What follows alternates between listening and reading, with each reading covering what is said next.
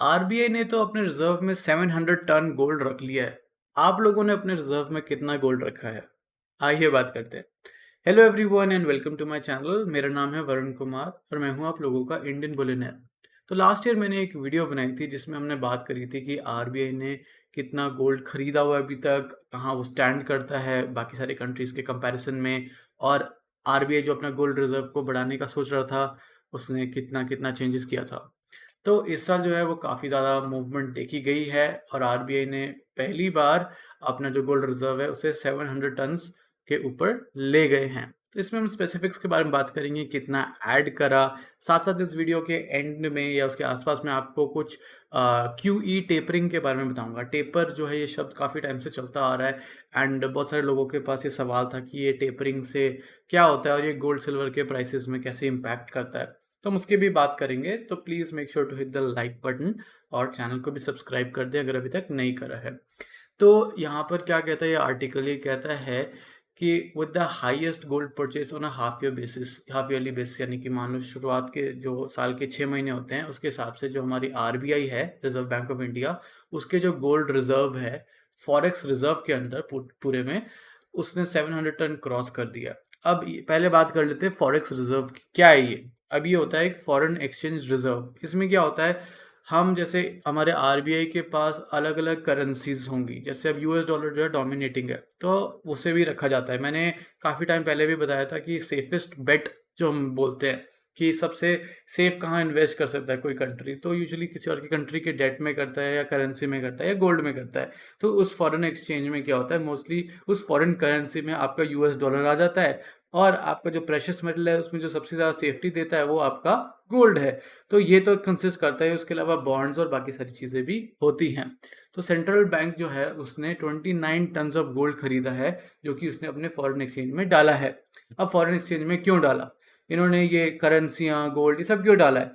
अब जैसे हम लोग अपनी वेल्थ को प्रोटेक्ट करने के लिए गोल्ड खरीदते हैं, वैसे ही मान लो कंट्री की वेल्थ को प्रोटेक्ट करने के लिए या फिर जब कुछ इमरजेंसी आ जाती है उसमें से आपको बचने के लिए गोल्ड या फिर बाकी जगह इन्वेस्ट किया जाता है। जैसे हम गिरवी रख देते हैं गोल्ड को और बाद में फिर पे करके वापस ले लेते हैं, वैसे ही कुछ जो है एक कंट्री का रिजर्व बैंक भी या सेंट्रल बैंक जो है उस तरीके से काम करता है।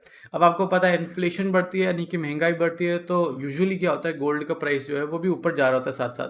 तो यहाँ पर जो है वो एक पूरे नेशन के लेवल, नेशनल लेवल पे भी सोचा जाता है कि गोल्ड को एक हेज की तरह यूज़ किया जाए। अब आप स्टॉक्स में इन्वेस्ट करते हो, वो आ गया आपका मान लो वेल्थ क्रिएशन, ठीक है। एक आपका गोल्ड हो गया, वो हो गया वेल्थ प्रिजर्वेशन। तो वो आपके ऊपर आप किस तरीके से लेते हो। तो ये जो 29 टन्स ऐड किया गया है वो शुरुआत के जो 6 महीने होते हैं यानी कि जनवरी से जून तक के, तब तक की बात करें कि इतना इन्होंने ऐड किया है, उसके वजह से जो रिजर्व है वो 705 टन पे आ चुका है। इसका मतलब है कि अप्रॉक्सीमेटली 27% बढ़ाया है रिजर्व लास्ट 2 ईयर से कंपेयर करें हम, तो वो तो काफ़ी ज़्यादा है। 2018 की शुरुआत में जो आरबीआई के पास गोल्ड था वो अराउंड 558 टन्स था। मैंने आई थिंक काफ़ी एक और वीडियो में भी इसके बारे में बात करी हुई थी।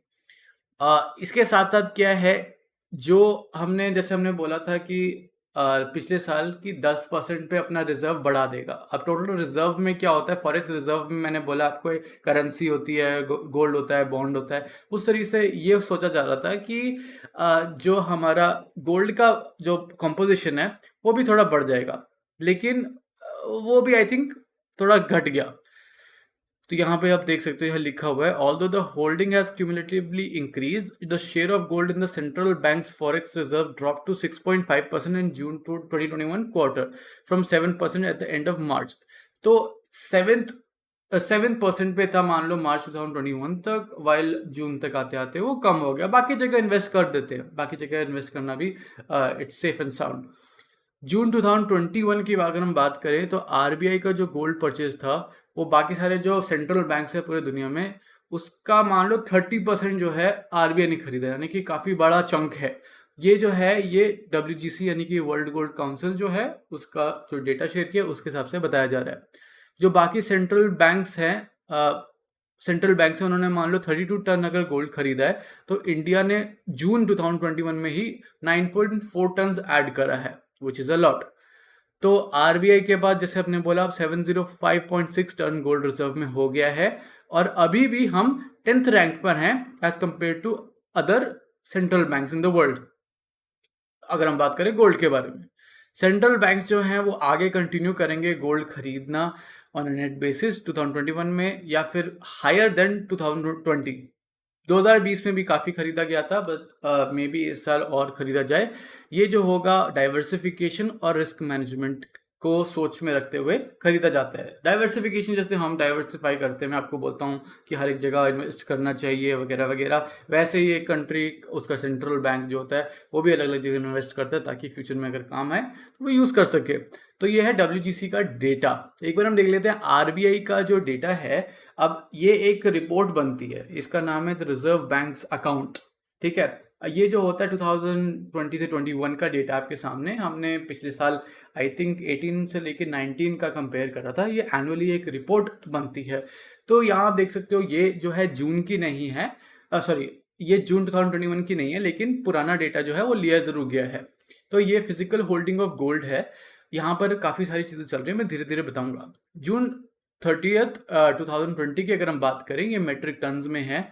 गोल्ड जो नोट्स इशू करने के लिए इंडिया में रखा गया है, यानी कि आरबीआई के पास उनके वर्ड्स में, वो 292 टन्स है। पिछले साल भी अप्रोक्सीमेटली आई थिंक इतना ही था, इसमें कोई चेंज नहीं करा गया है। लेकिन गोल्ड जो एक एसेट की तरह, जो बैंकिंग डिपार्टमेंट का एसेट है जिसको बाहर फॉरेन कंट्री में रखा जाता है, वो 369 टन्स है। यानी कि हमारे देश से ज़्यादा फॉरेन कंट्रीज के वर्ल्ड में हमारा सोना है। अब ये जो अब्रॉड है कहाँ कहाँ होता है, एक तो आपका Switzerland, I think union bank of Switzerland में होता है, या फिर आपका बैंक ऑफ इंग्लैंड में होता है। तो यहाँ पर काफ़ी लोगों ने मुझे आई थिंक लास्ट वीडियो में ये बताया था कि ये जो है ये स्कैम हो सकता है। जैसे ज़रूरी नहीं है कि हमारी सरकार जितना गोल्ड रख रही है उस हिसाब से कैश बना रही है। Maybe it's true, maybe it's not, I don't know. As on March 31, 2021 तब तक अगर हम देखेंगे तो गोल्ड जो हमने इंडिया में रखा हुआ है सेम 292.30 है।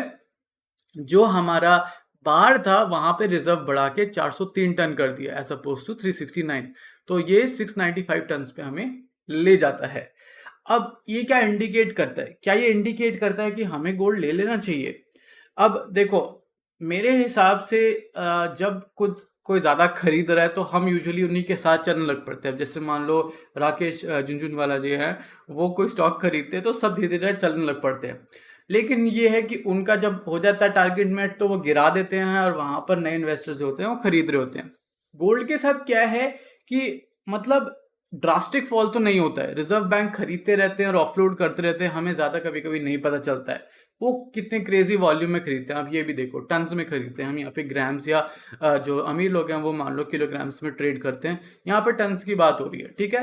तो आप गोल्ड अपने अपने जो है अपना एसेट एलोकेशन के लिए करो कि हम यहाँ पर पैसे पार करना चाहते हैं। तो आई थिंक मतलब जब ऐसे न्यूज़ आती है कि आरबीआई ने इतना सोना खरीद लिया या किसी और सेंट्रल बैंक ने खरीद लिया, तो उनके पास ये ध्यान रखो कि पहले के भी काफ़ी सारे टन्स हैं जो कि वो हेज कर सकते हैं, यानी कि वो बेच सकते हैं, और इस वाले को जो है वो लॉन्ग टर्म के लिए रख सकते हैं। तो लॉन्ग टर्म हराइजन का सोचते हुए I think it is decent.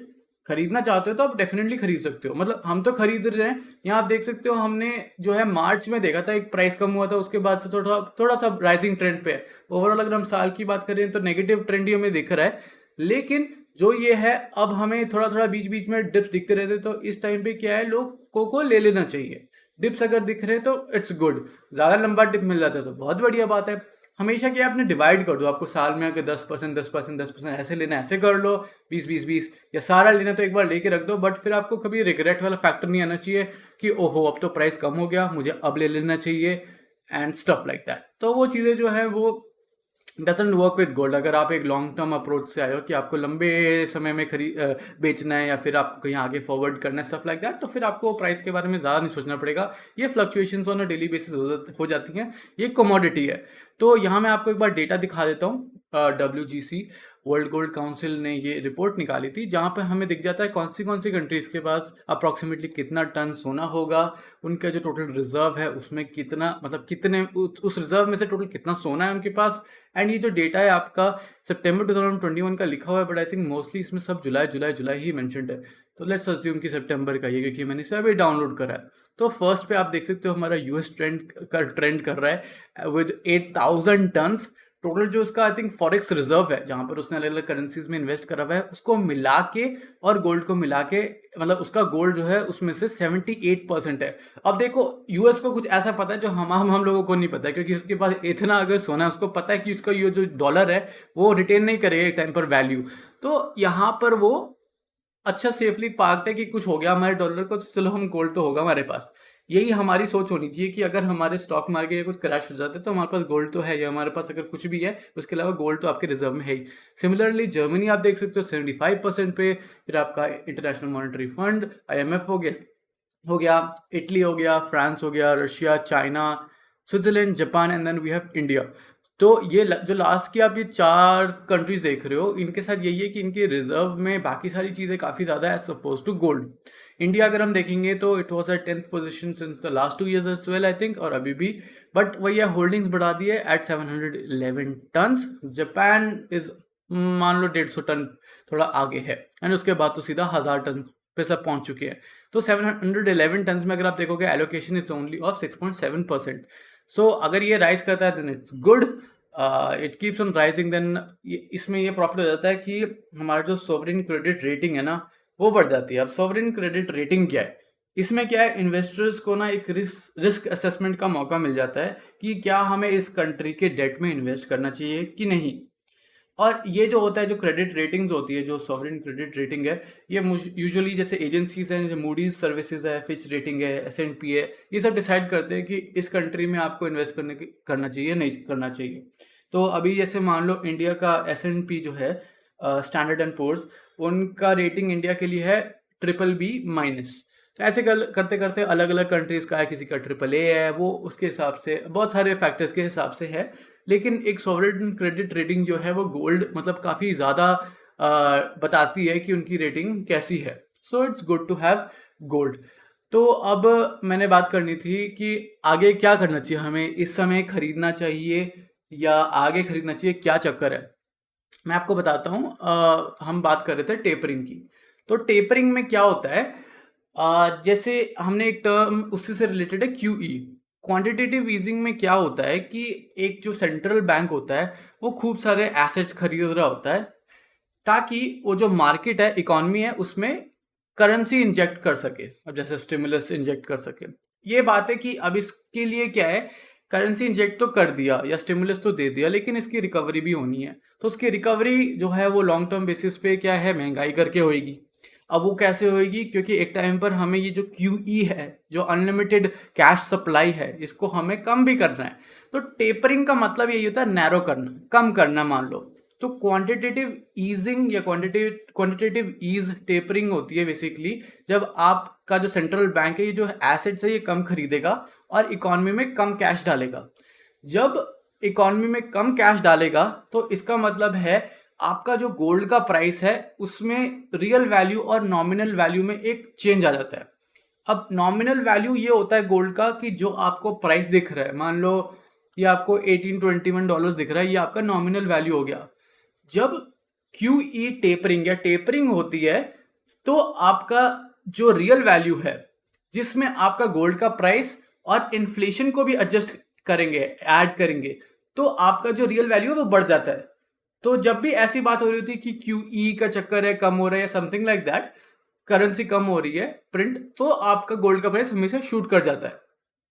अब सुनने में आया है कि सितंबर एंड यानी कि आई थिंक इसी महीने के एंड में जो फेडरल रिजर्व है यूएस का, वहां पर उनकी एक मीटिंग होनी है एंड वहां पर मे बी टेपरिंग से रिलेटेड कुछ मुद्दा उठे। तो काफी लोग तो ऐसा सोचते हैं कि इससे तो गोल्ड का प्राइस कम हो जाएगा, बट आई डोंट नो, मतलब जिस हिसाब से मैंने पढ़ा है टेपरिंग के बाद तो प्राइसेस ने और ऊपर ही जाना है। बट बाकी एनालिस्ट ऑन द वे यही सोच रहे हैं कि शायद टेपरिंग से पहले एक बार हमें अच्छी सी डिप मिल जाएगी और उस डिप के बाद जो है वो प्राइसेस फिर से ऊपर चले जाएंगे। अब हमने जैसे दिवाली का सोच रखा है कि मे बी वही 50 to 55 की जो रेंज है, 50 से 55,000 पर 10 ग्राम, उसी रेंज में हमारा गोल्ड जा सकता है। बट ये एक ऐसी ऑब्जर्वेशन है, जरूरी नहीं है कि जो मैंने बोल दिया वो हो गया, बिकॉज हमारे कहने से कुछ हो नहीं रहा है। तो यहाँ पर हमने टेपरिंग की भी बात कर ली है कि ये कैसे, मतलब करेंसी का क्या रोल है, कैसे सब प्रेस करके रखा हुआ है गोल्ड का price, that is your nominal value. तो रियल वैल्यू हमें देखने को मिलेगी कि नहीं। If you are buying just gold ऐसे इन्वेस्टमेंट के लिए, तो मे बी आप वेट कर सकते हैं कि टेपरिंग, सॉरी, जो फेडरल रिजर्व की जो मीटिंग है उसके बाद क्या आता है, एंड उसके अकॉर्डिंग आप एक्शन ले सकते हैं। वरना एज यूजुअल बाय सम परसेंटेजेस, जैसे जैसे कोई प्राइस डिप्स आ रही है, जैसे कि ये मिला हमें, ये मिला, या फिर कोई ऑफर आ रही है, या what ever you wish, like जो करना है आप उस हिसाब से सोच सकते हैं। मेरे हिसाब से ये कि जस्ट डिवाइड योर इन्वेस्टमेंट्स। मैं पूरा लमसम डाल के नहीं रखता हूँ, क्योंकि मुझे थोड़ा प्राइस पर ग्राम का डेटा से काफ़ी इंटरेस्ट आ रखा है कि मैंने कितने में लिया एंड कम में लिया, ज़्यादा में लिया। इवन दो मैं भी एक लॉन्ग टर्म होल्डर हूँ, लेकिन मैं प्रॉफिट बुकिंग भी आजकल साइड बाय साइड करता रहता हूँ, जब मुझे लगता है कि हाँ, ये जो है मेरा गोल रीच हो रखा है, मुझे कैश की ज़रूरत है, मुझे कुछ खरीदना है and stuff like that. So it is all up to you, but longer horizon में तो obviously gold is on a higher trend, upper trend. बीच में जा सकता है एक बार नीचे। I have a feeling for both gold and silver, but I am not an analyst, I am just saying what I read in the past few weeks. तो I hope आपको आज की ये वीडियो अच्छी लगी होगी। अगर अच्छी लगी then please make sure to hit the like button, comment, share, subscribe and hit the bell icon for notification. In the end, thanks for watching.